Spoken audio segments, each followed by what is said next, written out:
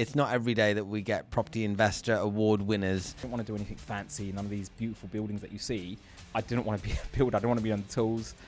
So I thought, what am I good at? Ultimately known for unlocking value in overlooked spaces through strategic commercial to residential and HMO conversions. Going with other people gets you to where you want to get to a lot faster. A worst piece of art, generally speaking, is someone who said to me, look, you don't need a team around, you can just do it yourself. You're always going to need to take risk or prepare for that risk as best as possible. Have you found the HMO market's getting a little bit harder? It can be saturated. It depends the style of HMO that you're creating. We target professional tenants. When you're targeting a professional tenant, there's certain amenities you need to have. So I'll get commercial valuations on every scheme. I prefer the commercial valuations. I know people have got their own opinions on that, and in terms of can you sell it for that money. This is a long-term strategy for me. We get commercial valuations regardless if it's in Article 4 or not. And the fundamental principle for me, and I spoke to a lot of the lenders that we term out with, is that it's going to cost you almost the same as you spent to convert it into a HMO to convert it back. You're obviously successful in this space. You're obviously a property person. What sort of characteristic traits should they have to be successful in property? Just getting good at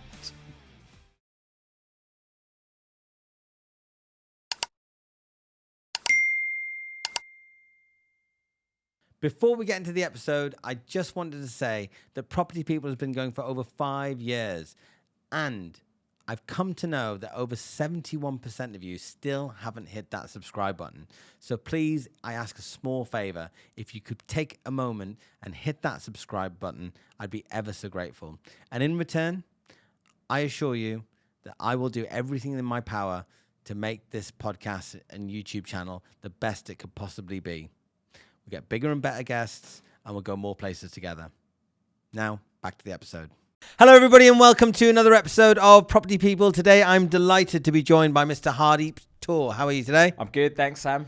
Good. Well, right, this is going to be a fun one because you've actually achieved some pretty cool stuff. And I think that it's not every day that we get Property Investor Award winners that can talk about their exceptional careers and achievements. But a very brief intro. You're a chartered surveyor, hybrid property mentor and partner at the Balada Group. You've got over 20 million plus pounds worth of completed projects and directorships across Balada. AssetsWise is, what's AssetsWise? So AssetsWise is my property mentoring where I do one-to-one coaching for people that are trying to get into this space. Very cool. So we'll dive into that as well. And you're ultimately known for unlocking value in overlooked spaces through strategic commercial to residential and HMO conversions. So lots and lots of stuff to get into. Before we get into all of that, though, I always like to start at the beginning. What type of person were you at school? Were you a rebel? Were you studious? Did you enjoy school? Yeah, school was good for me. I wasn't a rebel at all. Obviously, you have a circle of friends that some of them are. I was pretty good at school. I enjoyed it. I enjoyed my time there. And yeah, it was a comprehensive school. So, you know, a lot of my friends from school are still my friends today. So Balada Group, the one we're going to talk into, is a friend since school. So, you know, it was a good network of people and we stayed close. Good. And did you do GCSEs, A-levels? Yeah, so I did GCSEs. I done my A-levels as well. I went to college for A-levels. I wanted to be an architect. That was my interesting. That was my first thought. And so I did my A-levels, and then I did a degree in quantity surveying. That's kind of where I went. Kind of thought about. I wanted to be involved in construction or property in some sort of capacity. Why is that? Where did that come from? How did that come about? So my dad was a builder. And I've always kind of seen him develop people's houses and do extensions to our house and all that kind of stuff. So I kind of got interest in it from a young age, and I didn't want to be a builder. I didn't want to be on the tools. So I thought, what am I good at? I was pretty good with numbers. I was a good people person. Yeah. So kind of quantity surveying. It was either that or building surveying, because I realised architecture, just the process and the time it takes to get the qualifications and to get certified, I just didn't have the patience at the time. So I thought, what can I do to kind of fast track my journey into that kind of world? And quantity surveying has kind of piqued my interest. Quantity surveying because you're good with the numbers. You wanted to know what things cost to build. Yeah. The architecture, like what put you off that? Because actually, there's two architects that I work with at Merry Oaks, and they were just telling me recently. We did a site visit in Whitstable last week. They were telling me that they took 8 years to get their degrees. Yeah. And that the six-figure sums of loans and stuff to be able to study to that extent. So is quantity surveying similar? Is that one of the things that put you off? No. So the reason why I got put off from doing architecture, so I did go to university to apply for architecture course. And what I didn't realize is they were looking for portfolios and people with that kind of design ethic and having that natural design ability to design something from scratch. I kind of looked at it from a point of view, I just wanted to be an architect for like local schemes. I didn't want to do anything fancy, none of these beautiful buildings that you see, although it would have been great. For me, it was just about doing stuff so I can then have the knowledge to do it myself. So when I realized that they wanted all this kind of portfolio and they really wanted innovative designs, I realized it wasn't for me.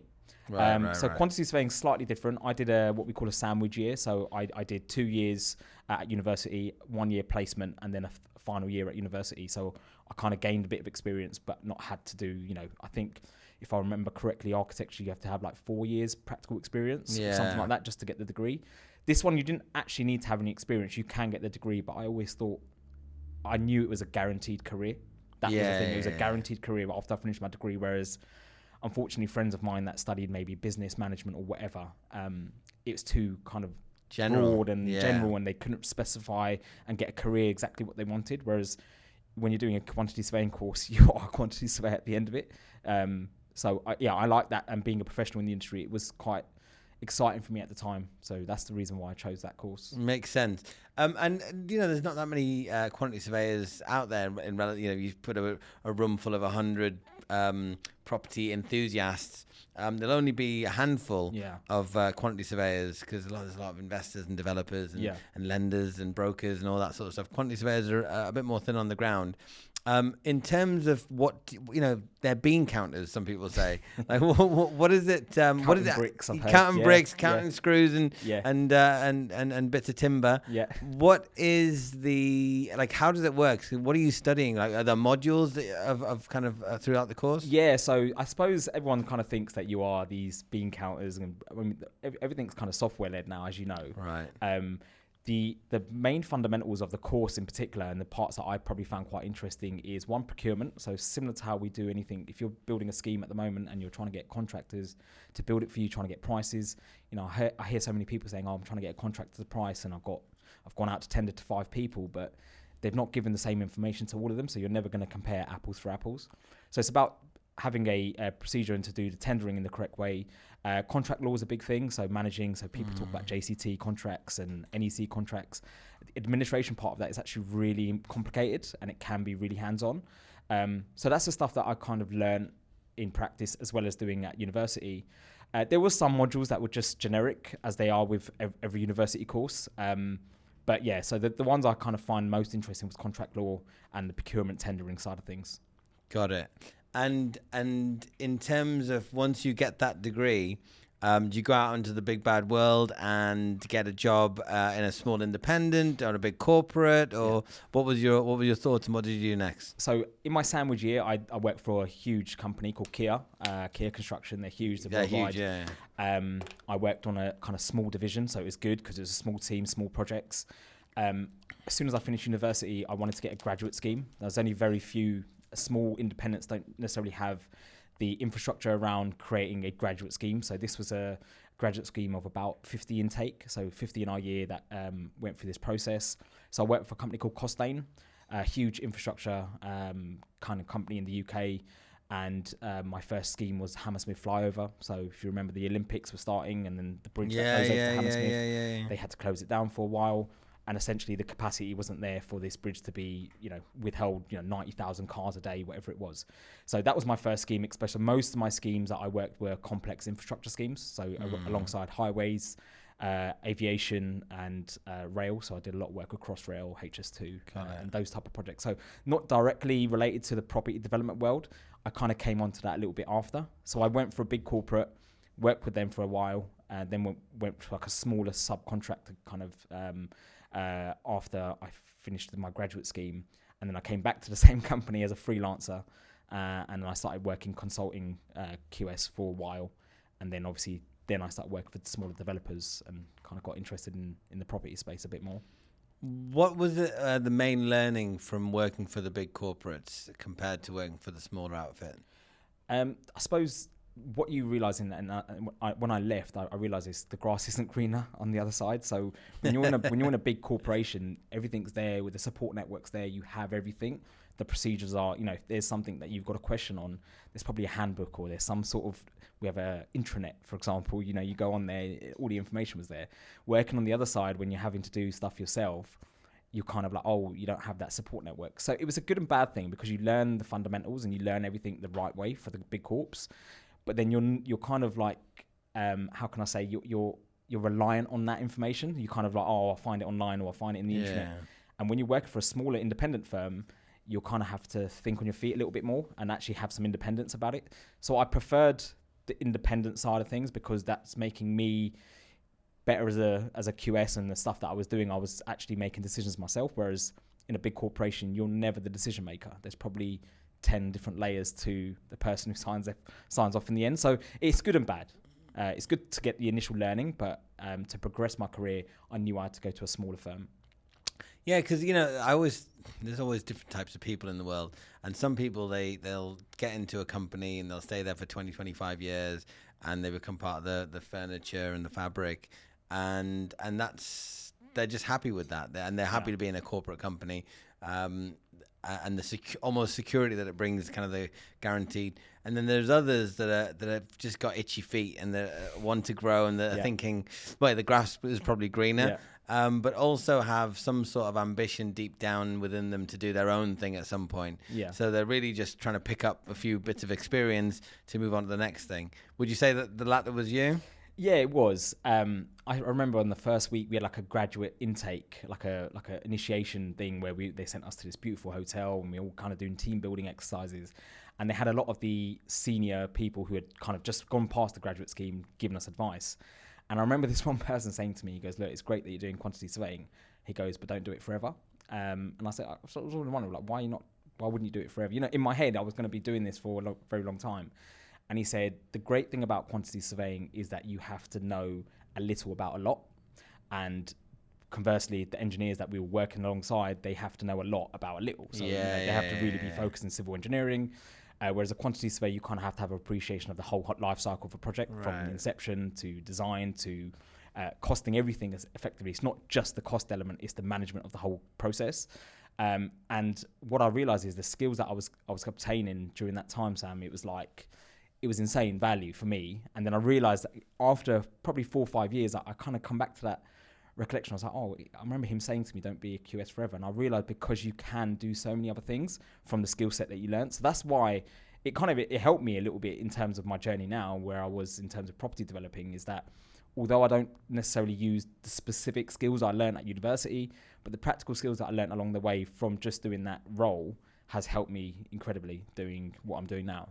And that guy, are you still in touch with him? Are you ready to stop listening to success stories and start your own? If you're an investor or aspiring developer and you're looking for high-yielding, income-producing assets similar to the ones that I do myself, well, you'll know that HMOs and commercial to residential conversions are where the serious money can be made.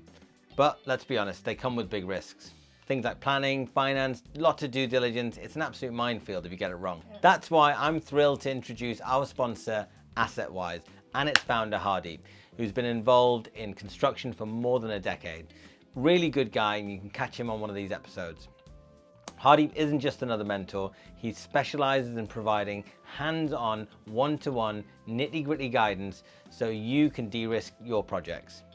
He's designed his mentoring program to cut out all the fluff and get straight to the execution. So whether you're struggling with your first commercial residential appraisal or looking to scale your portfolio with a hybrid strategy of HMOs and commercial conversions, AssetsWise is there for you to provide everything that you need, from advanced deal appraisals to construction advice to raising private finance, planning and permitted development rights, everything under one roof on a one-to-one basis. If you're interested in reaching out to Hardeep, check out the show notes. All the links will be there. And now back to the episode.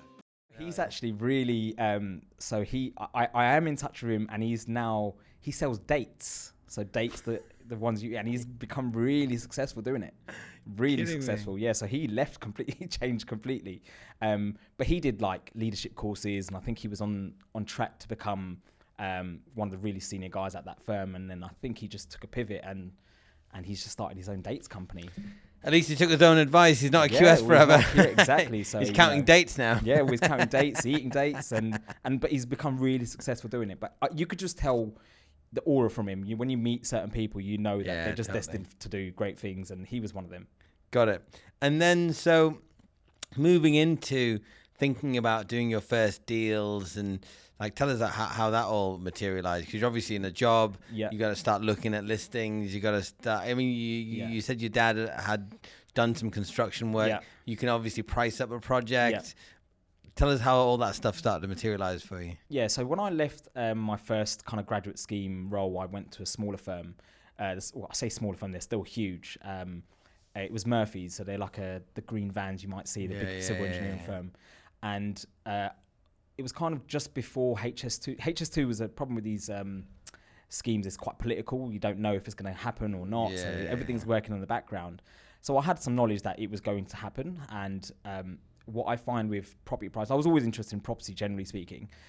What I realised is that Murphy's had been awarded the contract in Birmingham. So the leg is from London to Birmingham. It was originally to Manchester. And I got insight that there's going to be, we had the contract to do the groundworks or the earthworks, the enabling works for HS2 in and around Birmingham Interchange, where the airport is. So I thought, actually, this is going to be a good opportunity for me to look at some properties there. So I ended up, I think it was, I can't remember my age, I think maybe 24. I actually bought a property, 3-bedroom terrace house in and around the airport area. So I knew the property prices when big infrastructure projects happen don't necessarily go up until people see spades in the ground. They need to see physically work, they know it's happening and not hearsay. So once we started that kind of contract, I bought a property there, pretty cheap. I used my dad's contacts and builders. So we went from, obviously we're based in London, Birmingham's completely, new to me. I didn't know the area. So we took some contractors there for about a week and a half, 2 weeks. It had no central heating. So we just put some normal central heating. I didn't know flips. I didn't know how, none of these keyword or buzzwords were around when I was doing it. So we just essentially refurbed the property. I rented it out for a year and a half to contractors that were working on the HS2 scheme. So it worked well. And then I ended up selling it for profit. And that's where it really started, when it kind of kick-started my property interest a little bit more, because I realised, I can do this just from the fundamental principles of just buying low, adding value, and then being able to sell for something a little bit higher. So and being a quantity surveyor, I think that it will be an assumption that everybody would think, oh, you just hell-bent on doing lots of construction stuff. Yeah. But I, having spoken to you before we kicked off, you get involved in the planning side of things as well. So tell us about your propensity to risk. Like how do you look at what you can and will do? Because as I've come to know or feel more comfortable with myself over the last 6-12 months, I think I want to be more of a paper pusher developer, value adder. I don't really want to get more and more involved in the construction side. What's your approach? Are you kind of like, because I understand the construction process, that's the kind of stuff I want to stick to? I've got a bit of a mixture. I prefer to build out a scheme if I can. So I haven't actually done a scheme where I've just got planning and so we've done it in passing and as part of a larger scheme where we've got planning for, say, a new build, which doesn't make much sense for us to build out. So we've sold that part of it and keep the existing part. So I mainly focus on permitted development schemes, just because you have that level of certainty. So planning is a great thing if you can get it and you're doing a new build scheme. For me, if I'm looking to retain, so a lot of the kind of strategy that I look to do is to retain the asset and hopefully keep it for as long as I can. I will prefer to do it under a low risk mechanism through permitted development. And some of the frameworks that came out, since 2020, 2021, when the use classes amalgamated and the PD rights came in for commercial to residential, expanded, I should say, because 2013 they came in. That's my kind of level, what I prefer to work in, and I know, and I've learnt to know inside out a little bit, just because that's the stuff that I'm doing on a daily basis. And the HMO element is more for cash flow purposes. So by adding that, then you're kind of, especially when you're maintaining the stock, I find it, especially if it's in a high demand area, you can't go wrong. And so commercial conversions, HMOs, do you have a patch? Do you have a region? Because some people of the mindset that, I'll go anywhere in the country or I'll find a deal. And some people are like, no, I need to know the area that's going to be in my backyard. I need to be able to go and visit in 30 minutes. Do you have a kind of approach? Yeah, well, similar to the latter, I'm probably within an hour's distance of where I am. So, I'm based I used to be in West London, now I'm just in Buckinghamshire, but my patch is within an hour's distance. So the good thing about that is that covers so many different areas. So Buckinghamshire being one, you've got Greater London, and a majority of the stuff that we're doing is in Berkshire. Very nice. And do you have a preference of HMOs versus commercial conversions? My preference is to keep them together, so doing a hybrid approach, so matching both together. That's where I feel I can add the most value to a property. So that's the stuff that kind of piques my interest when I see these type of buildings that I can convert and do both strategies. Because HMOs, especially if they're outside of the Article 4, that you can do a C3 to C4 on a residential property. But if you've got like an office, which is B or A retail, how do you get it to become HMO? And is it all 6 beds? Are they bigger than 6 beds? Yeah. So going back to your point, so when I'm doing commercial resi and HMO or individually, I would focus on permitted development only. So the only way you can kind of do a commercial conversion into a HMO is if some part of that commercial building has an existing C3 use. So what I mean by that is if you've got a shop with a flat above, the flat above can be converted into a HMO under permitted development. Got it. Typically, these are usually 5 bedrooms just because there's not enough space to create the 6th. Yeah. But so they're the ones with the hybrid conversion. And if we're doing just the standard HMO conversion, again, I try to avoid planning at all costs. I don't, unless it's an existing Article 4 area or something, I don't want to go through that planning application. Now, we have done in the past for clients where we've done sui generis applications. Yeah. And 9 times out of 10, I think I've had to go through appeal to get them approved. Long process. Yeah, it's a long process. I mean, it stacks up, tenfold. But for me, I like to be in and out quite quickly, especially when you're on bridging loans. And again, Sam, you know all about that. I don't like to be in a loan for too long. I like to just be in and out and focus on the next project. Got it. That makes sense. And then the valuation side of things. So are the ones that you do, do you avoid Article 4s or do you do because I mean, if it's got to be PD, it's got to be. For my personal portfolio, I avoid Article 4 just because I don't have the permitted development right. Unless it's an existing established use and we can uplift and we can add some value to. I personally avoid Article 4 just because I don't want chance planning, especially when I'm getting a bridging loan, and I'd rather just focus on something I can do without having to, go through planning at all. And because I was at an event last night, the Central London Property Network, big shout out. They were doing an HMO special event, and they were talking about are HMOs saturated? There are too many of them. Some people are finding it hard to rent their rooms. Things like 1-to-1 bathroom to bedroom ratios. Have you found the HMO market's getting a little bit harder? Do you have any ratio 1-to-1 bedrooms kind of recommendations for other people to adhere to? So I think it can be saturated. It depends on the style of HMO that you're creating. We target professional tenants. And when you're targeting a professional tenant, there's certain amenities you need to have. So ensuite is a must. Right. I don't think any professionals, we've certainly, our tenants wouldn't want to share a bathroom facility, for example. The best way to explain them is like a hotel room. It's got everything you need as part of a hotel room, excluding the cooking facilities. So you can pretty much do everything you need to do in your bedroom, and then you have the communal kitchen to wash your clothes and cook your meals.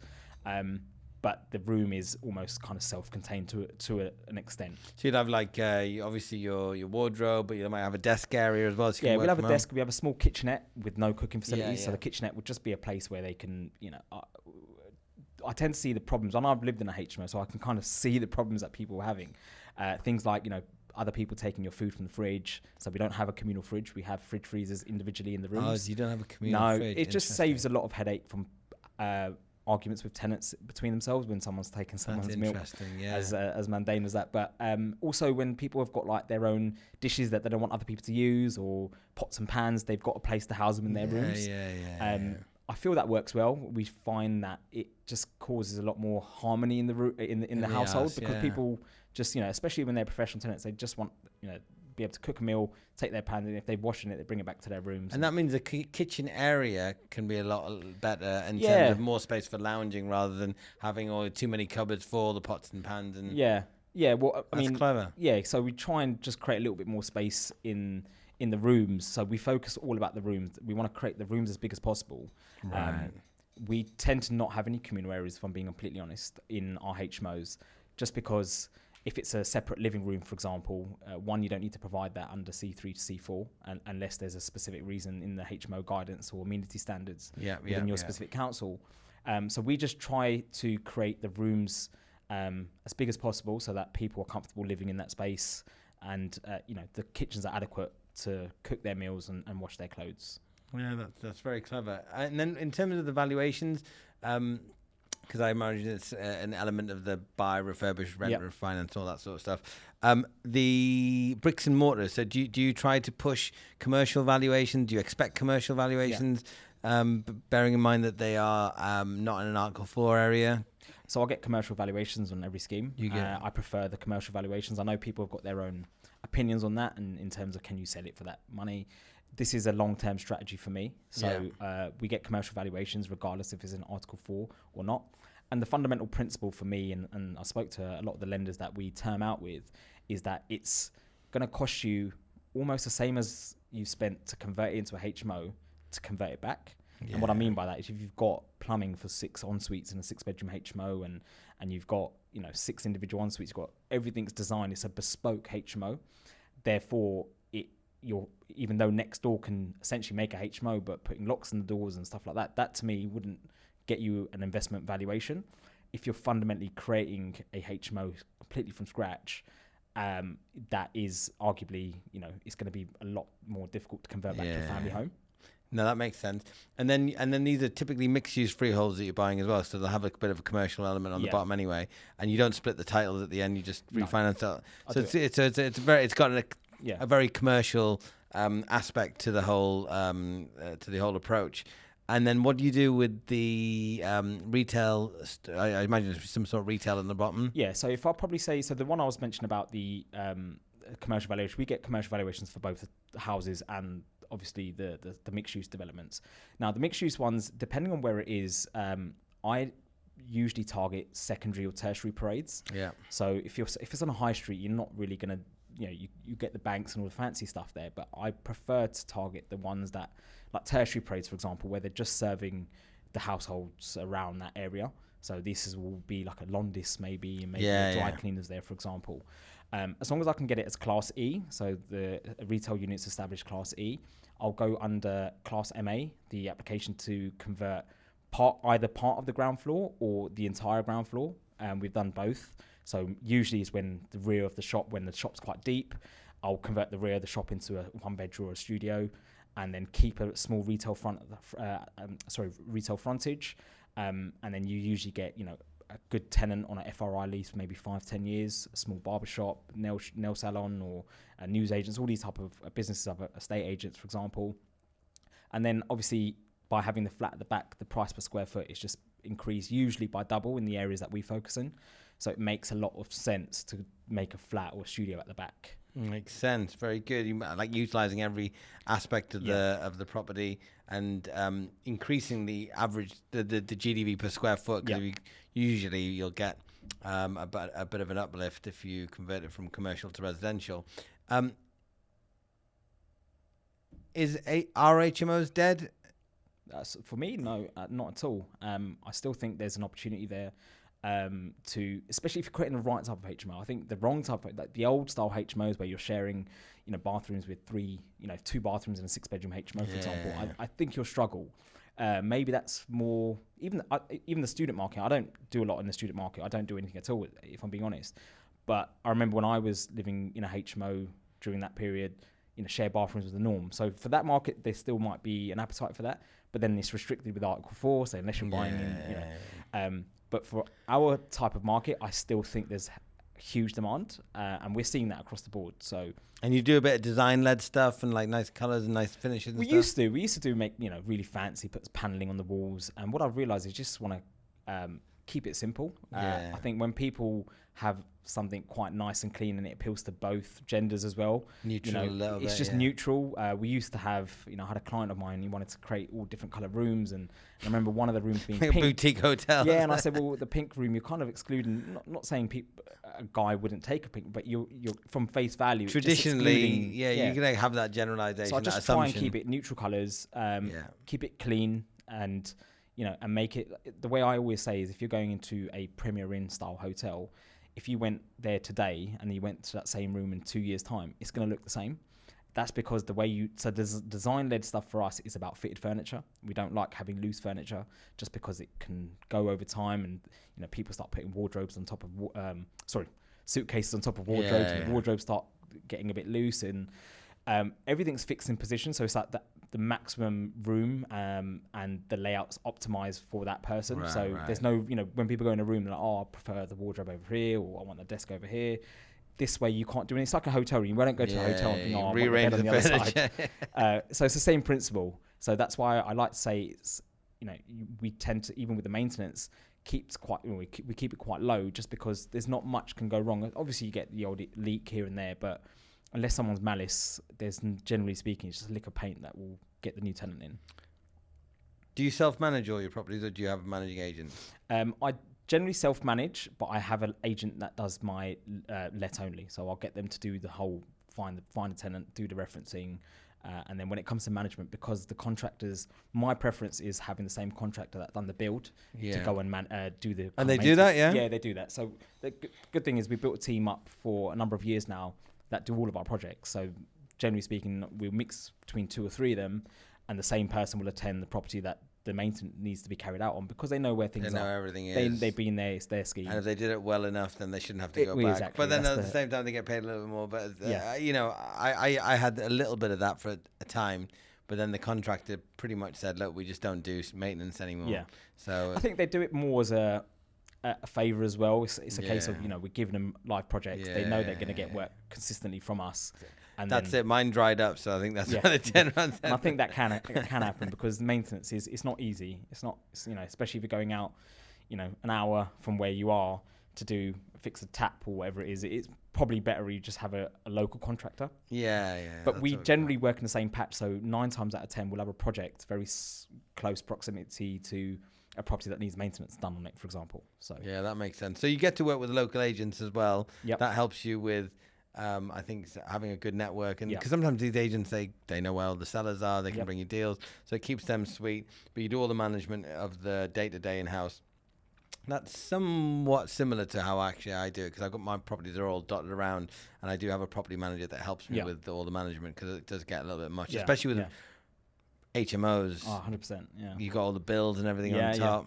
Yeah, it can get quite confusing, and the paperwork, even like the insurances and the renewals, it's just trying to keep on top of that. Exactly. But yeah, no, that's part of the parcel of having, you know, it's a good problem to have, in my opinion. Like, you know, you're dealing with insurance renewals, means you're doing something right. You've got a portfolio to manage. So, but I prefer the more hands-on, getting the design, getting the planning done, rather than focus on the management. So I've got business partners that kind of are, you know, help on that side as well, which is great. Do you have a preference? So if you had to sell all of your HMO resi stock or your commercial, do you have a preference on which one you'd sell and which one you'd keep? This episode is sponsored by Merry Oaks Property Finance. Merry Oaks Property Finance is a finance brokerage, and we specialize in property finance for investors, developers, landlords. So anything from buy-to-let, bridging, development, commercial, HMO, short lets, hotels, the whole 9 yards. We can support you on whatever funding requirement that you need. If you have a funding requirement, please do reach out to us in the show notes, and I hope to hear from you soon. Now, back to the episode. Preference, if I was desperate to sell and I needed them to sell, HMOs, the only thing with HMOs is your buyer's market is limited to investors, right? So you're going to have to either sell at auction, or unless you know an investor, and they're going to buy at a yield, right? So regardless of what your commercial valuation comes in at, it depends on what you're making and what kind of yield that looks like for the person buying it. So it's going to take a little bit longer to sell, I think. And I'm always a bit skeptical why someone's selling a HMO. Is there an issue with it? Is there some sort of problem? Because you spend money and build a HMO to keep it. That's the whole point. Yeah. So even when you're looking to sell, I would always be a bit wary, and I assume people buying it will be a little bit wary as well. So I just feel like it would take a longer time. The beauty thing with the commercial to residential, when I'm talking commercial to residential, I'm talking about the pure commercial to residential where you're just making an office into, let's say, 4 or 5 flats. They're a lot easier to sell because it's almost a purpose-built multi-unit block, or if you're selling them individually, that market's available to you. The stuff that we do, predominantly the styles that we do it is where it's a mixed-use development. The target, I suppose, if we're looking to sell, is only going to be an investor. So we're limited in that market. So I wouldn't want to sell, but if I had to, it would probably be more of a portfolio sale than individual, right, this HMO. Well, I guess my point of the question is, do you prefer commercial tenants and commercial property management or HMO? Commercial is by far the best tenant to have, as long as you get them on a good lease with good covenants, so full repairing and insuring lease, because effectively the problems that they're going to encounter in their property with their boilers is going to be costing their lease, and it's going to be their responsibility ultimately. And the great thing is you get paid rent upfront quarterly, so you're having all this upside, whereas HMOs can be quite management intensive. I've come to that realization more and more over the last 12, 24 months. And I promised myself I won't buy anything this year or next year because I'm focusing on Merry Oaks and the finance brokerage. But I'm really tempted to dive in and buy some commercial, because I think the management of it relatively... you've got all the Renters Reform Act and a whole bunch of other stuff that's changed over the last 10 years since 2015. And I just think commercial real estate, the yields are good. And if you buy in secondary, tertiary appraisal, but you're buying... so you'll buy at good yields, and you can...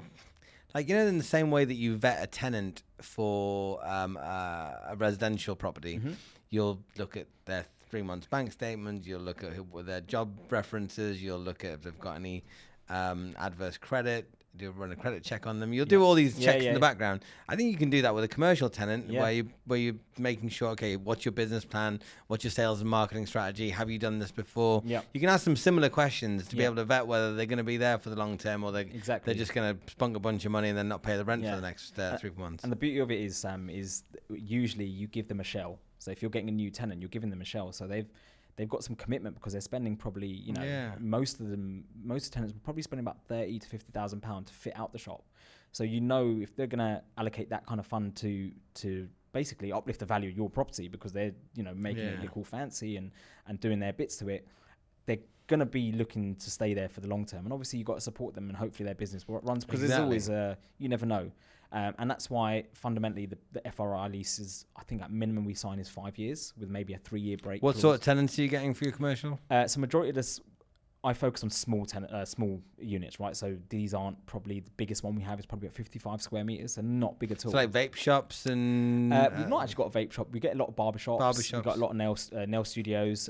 We get a lot of estate agents. So love estate. Yeah, exactly. And these are the ones that want a little bit of a... You've got to remember, it's a tertiary or secondary appraise, so the big businesses don't necessarily care about those areas. So we have to target businesses that are going to serve the local community. So these are going to be more service-led businesses.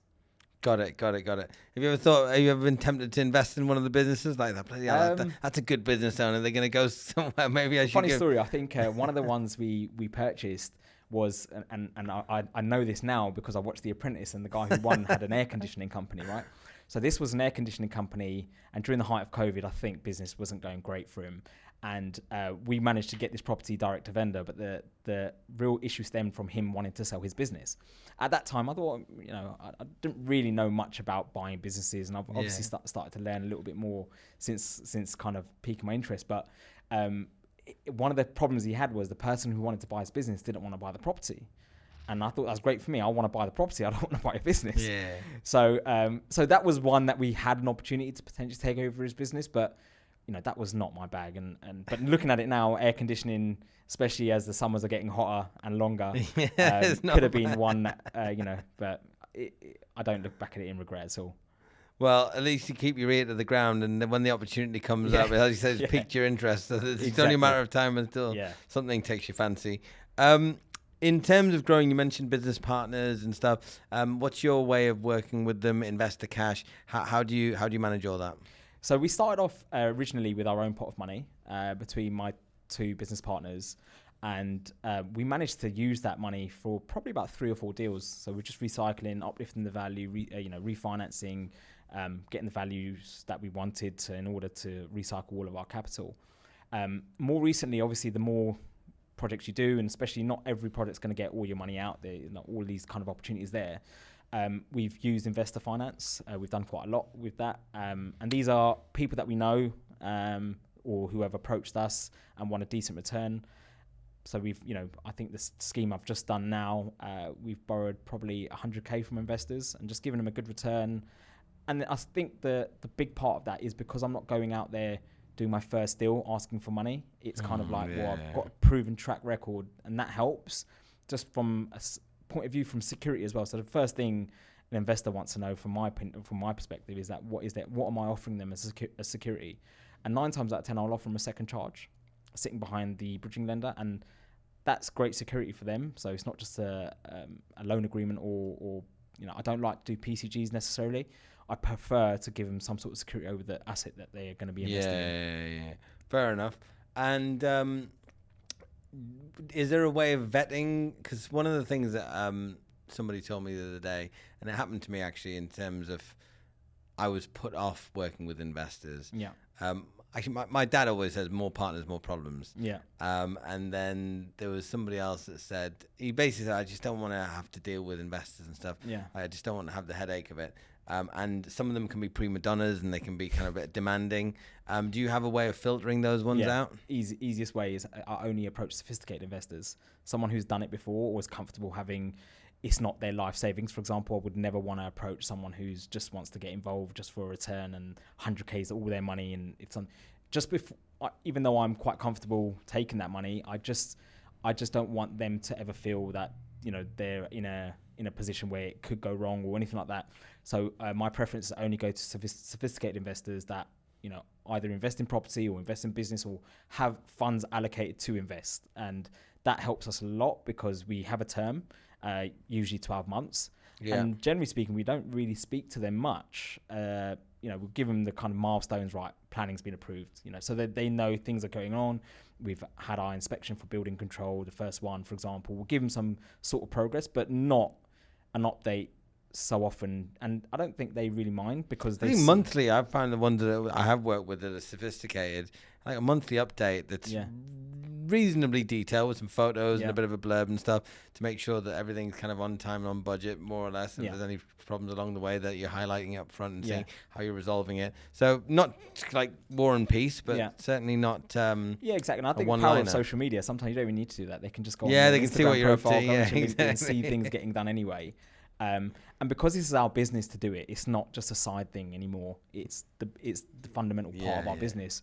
I think that investors a little bit more comfort in that. And, when you're running 2, 3, 4 simultaneously, at least the investor knows that your focus is on those projects and not, For those that are wanting to raise their own cash, what is the way that you come up with the pricing? So is it, because there's 2 different ways of thought as well with that. Some people say, oh, look, this is what we do, take it or leave it.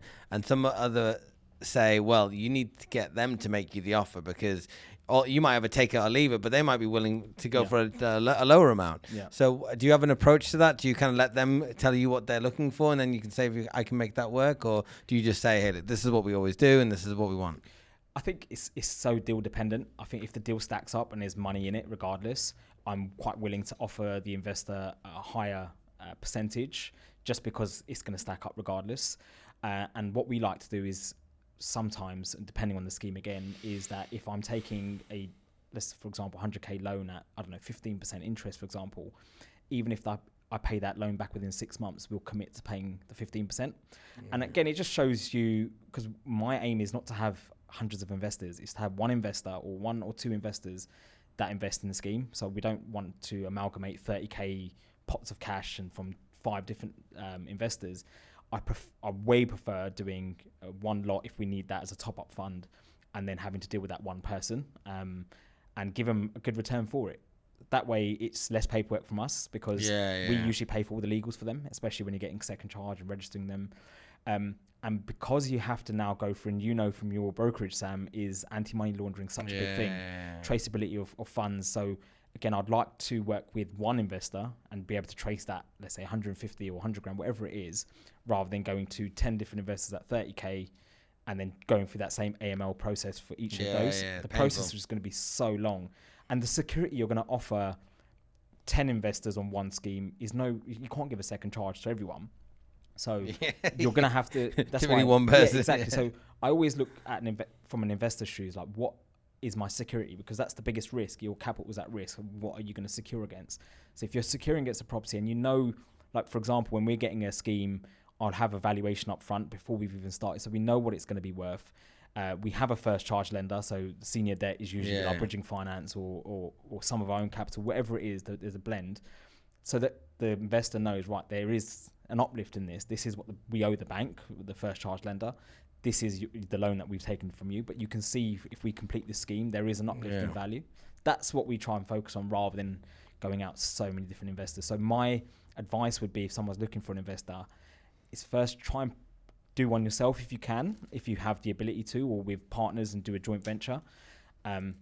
Then maybe go into, if you need capital further than that, you've got some sort of history and proven experience.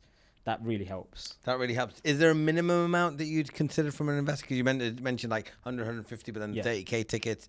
Is there a minimum amount, or is it deal dependent? Yeah, so for us, we don't ever raise capital without a deal. So the deal, it's all going to be raising for this particular project, if we're looking to raise in the first place. And it will be very much deal dependent. And I say minimum that we've taken just from our experience has been 100K. I think, 80K has been our minimum that we've taken in the past. And again, we would always put our allocation of our own funds in as well. So there is skin in the game, because people want to see that. People think, right, I can put no money down in a deal, which you may get away with, but especially for your first couple, they want to see that you're vested and your own funds are in part of the deal. I always tell people that it's not impossible, but it makes it so much easier if you say, look, I believe in this just as much as you. I just don't have the same amount of cash as you, but I'm going to do all the other work around it that's going to make up for it. And that usually makes everybody happy. So talking about raising finance, talking about the kind of deals and the locations that you're operating in, you've done some exceptional, noteworthy, award-winning stuff. Thank you. So let's talk about those. So you won the Developer of the Year. I mean, that's quite the accolade. I think, do you know what? It's not necessarily about me as much as it was about the deal. The deal, even before I applied, and I was quite reluctant to apply for a lot of these awards. So people always say, how do you become award-winning? The first thing was actually applying, right? Because people say, no one's going to just give you an award for the sake of you doing a great job. A lot of people I know have done amazing schemes, better than this one, but just don't put them. And for whatever reason, for us, I wanted to apply for that particular award because I knew the deal was just great. It was just one of those deals you don't get very often. And it's the same deal I was talking to you about, the air conditioning kind of unit. Is that company. One? Yeah. Because we did next door. So we bought next door at Savills auction, managed to make 2 flats and a HMO there. This one, the reason why it was exceptional, and I suppose why the judges thought it was a great deal, was because it had some dead space to the back. So it's like a garage, like a shed almost. But because we could prove that the previous occupier had been using that as storage to his unit, by an effect, it becomes a Class E unit as well. Right. And not many people knew that, is if you can prove that's Class E, you have the same permitted development rights to convert into residential through the process of Class MA, which is the prior approval process for getting the permitted development. And that was just a complete bonus. So we had the exact same footprint as next door, and we knew what that was going to value at, and we bought it for the same price. And then this was just the cherry on top by having that back bit. It was obviously challenging. It was a garage. It was a single skin essentially. There were shutters, so we had to mix a little bit of full planning. When I say full planning, I'm talking about change of exterior looks of the building, so adding in doors and windows, which are quite minor in comparison to doing a full scheme under full planning. So that particular scheme, we ended up creating a shop, a retail unit at the front, which is now a barber shop. The rear of it was a large studio, 40 square meters. And then the one at the back was about 39 square meters. That was another studio. And then a 5-bedroom HMO above. So it was quite a good blend. So it was essentially the same as next door, but just with the retail unit. With it, and next, but you had the extra. You had 2 flats in an HMO. Here you got 3 units in an HMO. Yeah, so we got 2 flats, 1 commercial unit, and a HMO, and they were next door to each other. So we knew the valuations was going to stack, and because we bought it at the same price.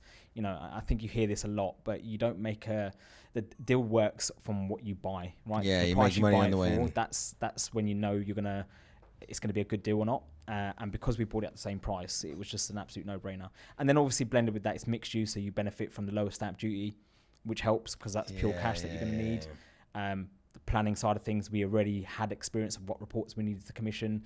We went back to the same consultants that we went to on the previous scheme. They gave us almost half the price because it was essentially rewriting the report that they already written a year before when they done it for us for the permitted development. So I'm talking about your right of lights report that needed a bit of work, but the transport statement, all of the stuff was a replica from next door effectively. Yeah, so it helped. So we managed to economies of scale, right? So if you're doing the same thing twice, it's gonna be cheaper. It's a classic monopoly. You buy the whole street basically. You see it work on one bit, and then you kind of take over, and then you hopefully buy the whole terrace and then knock it down and build a hotel. Yeah. So that was the mixed use development of the year, and then you've got. So I imagine you're doing other deals though as well alongside. At any one time, how many deals are you doing? So I'm involved in management of deals, so helping secure and develop for clients. At any one time, probably about 13 to 15. Wow, that's a lot. Yeah, for myself, it's different. So I have maybe 1 or 2 on the go with myself, and then my business partners will have 1 or 2. And then generally, as I quite enjoy this space, and I do a lot of management for other people, so I help build it out from the contracts that I've got. So I manage the kind of end-to-end service. So is it like development management where you're also helping them through the planning and sourcing and an exit, or is it just the construction project management? No, it's all right from the acquisition. Proper development acquisition, management. Planning, if it requires planning. A lot of it's just HMOs, 3 beds, 6 beds, C3 to C4 permitted development where we don't need any planning.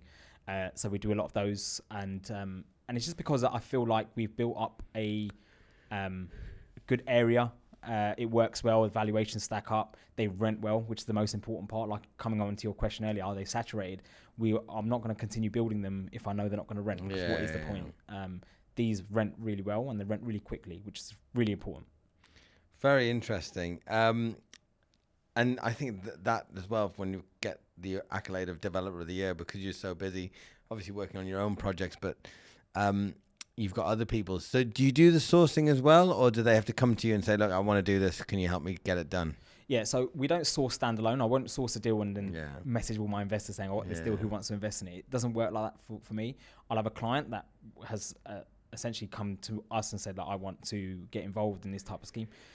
Then we will source for that particular client based on their requirements. And obviously the requirements need to be something that we can meet. So I'm always, I try to under promise and over deliver rather than the other way around. Sure. So it's a case of we'll find the deals once we've got a client who wants that particular deal or who wants a deal similar to one that we've done, for example. So so you kind of say, look, we'll do the turnkey solution for you, basically. Correct. Yeah. Have you ever had any horrors on any of your developments? Anything that's left a bit of a scar in your mind that you think, oh my God? A few. Yeah, you always get one. One that comes to mind, not necessarily, I think on the construction side of things, you're always going to have problems. And the best way to kind of go into any construction scheme is be prepared for problems. They're always going to happen. How big, how small, it doesn't matter. Those don't worry me too much because there's always a solution to a construction problem, or 99% of the time there is. Horror story, one I would kind of pick to mind is more the initial stages. So, and this is all kind of down to restricted covenant stuff I didn't know about too much before. I've had to learn a lot about now. But we did a scheme in, I'm trying to remember, Thiel. So just past Reading. Yeah. It's a nice little high street. So we bought this unit from a commercial agent. It was quite easy conversion to 2 houses. It used to be 2 houses. Then it was converted into offices back in, I think, the early 90s or something like that. And there was a covenant on there that said we cannot convert into residential use. So we thought we can insure against that. The covenant was quite an old covenant. So we thought, okay, we can insure against it. What happened was this council was a parish council, and the beneficiary of that covenant actually sat on the parish council. So when they're going through the applications, our property must have come up in discussion about change of use application. and they reached out to us, which they're right, it's our fault really. We should have really known that this might be a problem. And they were a huge company, huge estate. I don't want to name the name, but they're huge, right? And I've dealt with them a few times since that time, and every time I see their name, I get a little shudder. But yeah, so they approached us and said, look, you're looking to change the use of this. There's a restricted covenant on there, and to do that, there's going to be an element of legal process, changing, requesting it to be altered, etc.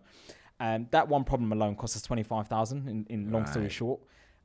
Which wasn't budgeted for. The deal still stacked, so it was great. But it's just to kind of go back that schemes may not, from a visual point of view, everything's fine. Planning point of view, things might be fine, but there's also hidden things like covenants and seals. Another one, community infrastructure levy. S106s. Yeah, S106s. So you got to be mindful and just budget for some stuff like that. So I always say, if you don't have a contingency in your project, create one. Minimum 10%. Minimum 10%, isn't it? Because somebody else was telling me, she was quite funny. She was like, look, you need to have 25%. And she was kind of saying it as joking, but totally serious as well. She was like... Yeah, usually it's 10% on the build, but generally speaking, I'd say 10% on the overall, just because things can happen before and like we experienced. And that was $25,000. Forget the cost alone, just the process and the time it took to get that removed, because we couldn't start anything. We couldn't do any works until that was altered. It wasn't actually removed. And that process took months. And it was just land registry, the delays that you get with land registry. I think it took 8 to 10 weeks, something like that, for that alone. So we were probably 3 months delayed before we could even start on site. We had a little bit of an issue with some of the kit, and I was speaking to Todd earlier, and it was about money fixes most problems. Time and money fixes most problems. It's just a question of whether you can afford it or not. So you got to bake it into the contingency. Yeah, exactly. With all of this experience, with everything that you do, with so many great achievements, you started to do some mentoring as well. Yeah. So tell us a little bit about that. Yeah. So the reason why I started it was I didn't want to do mentoring just to kind of give someone the theory, because I felt like the best way to learn, and I've learned this, is actually doing the projects yourself and getting that practical experience. So originally someone reached out to me and said, can they shadow me and all this kind of stuff? And I didn't really understand what they would get benefit of just shadowing me. So I said, look, if I'm going to do this, and I'd let them shadow me, and they said, look, can I learn doing some of the schemes that we were doing? And I thought I could create maybe a better way a better experience for their learning. So for me, it's all about being practical. So I started mentoring back in, I think, January of this year. Okay. And I'm very limited to how many people, because there's only so much time in the day and how much. So I do maximum, like, let's say 5 at a time. Do you do one-to-one or the group? Yes, one-to-one. I do group stuff as well through another education platform that I'm part of. But for this, and I actually enjoy the process of actually teaching people, because one, it reinforces my knowledge as well, just by continuously talking about it.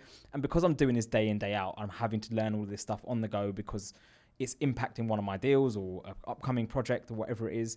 So the mentoring effectively was people who are focused on the same strategy. So I won't talk about anything I'm not doing myself. So HMOs, commercial resi, permitted development, that kind of stuff. But the one caveat I have for all of my students is that it's all about action. It's all about getting them a project. The end of it is, so they need to have certain amount of money available as well. If I'm being completely raw and honest, I don't want someone to think that they can do it with no money, which they probably can. It's not impossible, but it makes it bloody really hard. But throughout the mentorship program with me, I want them to get onto their first project. So I'm quite happy to say, I think 60% of the students I've worked with had either purchased their first site or they're in the process through conveyancing. And then, because I feel like the benefit when they're working with me is that I can support them a lot more during the planning and the build phase, because the theory is fine. I can help them with the theory, but what excites me is helping them get on their kind of property journey and getting a site and going on to their development. Yeah, so, actually having a case study in front of you and saying, right, how do we work through this? How are we actually going to get and actually doing it. So a lot of my students now, when we're on their project, we're actually meeting on their project that we've acquired through that process. So it just helps a lot. I think it's a lot easier to learn by doing it and seeing it. The mentoring space, it gets a bit of a bad rap sometimes. How do you avoid making sure that doesn't tarnish you? I think the mentoring space generally gets overall a bad rep, just because of the when people are trying to scale it so big and it becomes huge and the value starts going and diminishing. I suppose when you're doing one-to-one and someone's coming to you for a specific reason or a specific problem that they have, for me, it's all about just focusing on that person. As long as I can help them in the strategy, like, we're not life coaches. We're not here to tell you how to live your life or anything like that. But when it comes to accountability, the accountability is there for your property journey. If someone's willing to spend that kind of money, it's not cheap. None of these mentoring courses that I've seen are.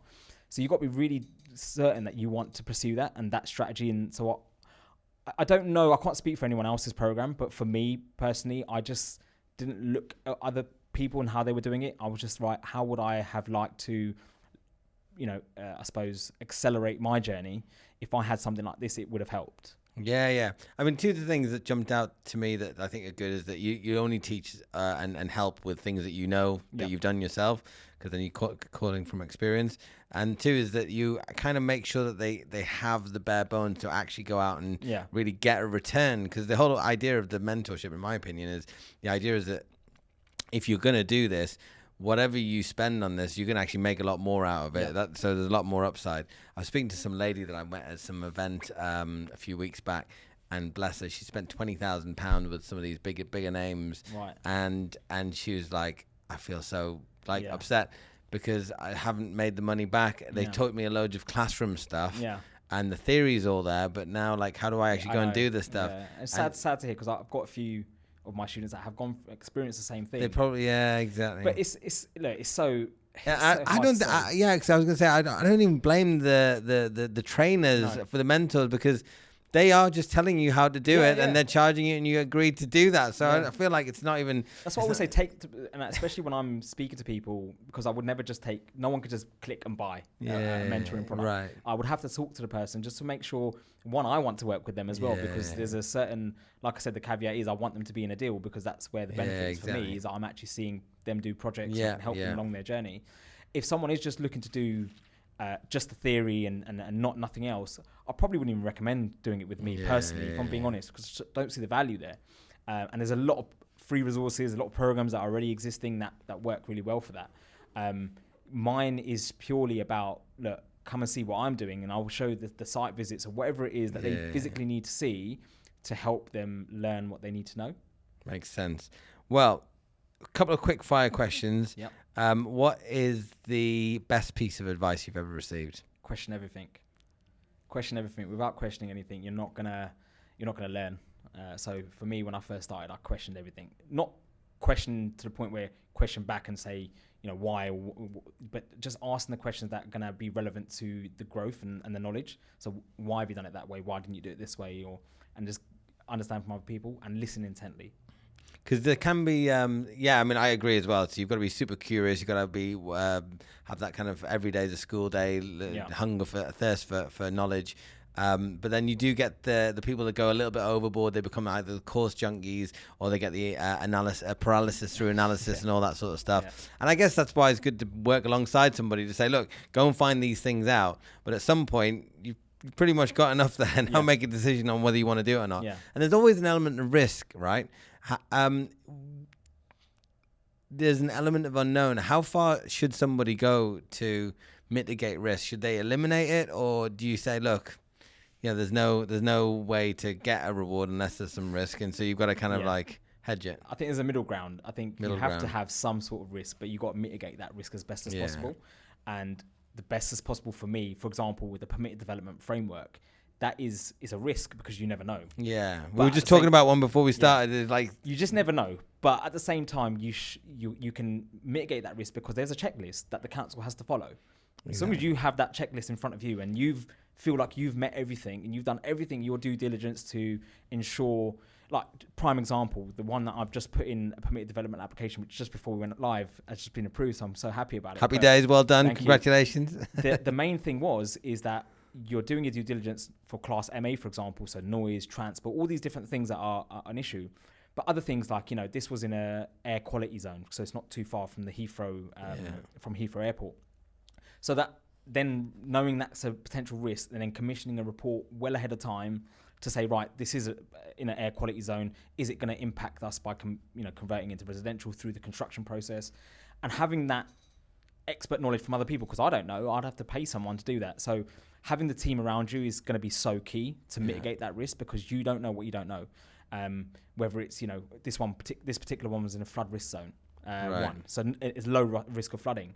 However, it's a really high risk of surface water flooding. So is that going to be a problem? Even though Class MA on the face of it don't look at that, it's not. If it's flood zone 1, it should be fine. There is parts of the Class MA application, when you look at it, that could make that a problem potentially if it's high risk of surface water flooding, if it's in certain areas and all this kind of stuff. So it's just understanding what you need to find out, and then speaking to the people that can help you either do a report for you or do a survey for you or just give you that advice. Yeah, exactly. Surround yourself with good people. That's it. There will be some element of risk to take, but hopefully you can mitigate it to something that's comfortable. You're always going to need to take risk. It's just having prepare for that risk as best as possible. Yeah, exactly. What's the worst piece of advice you've ever received?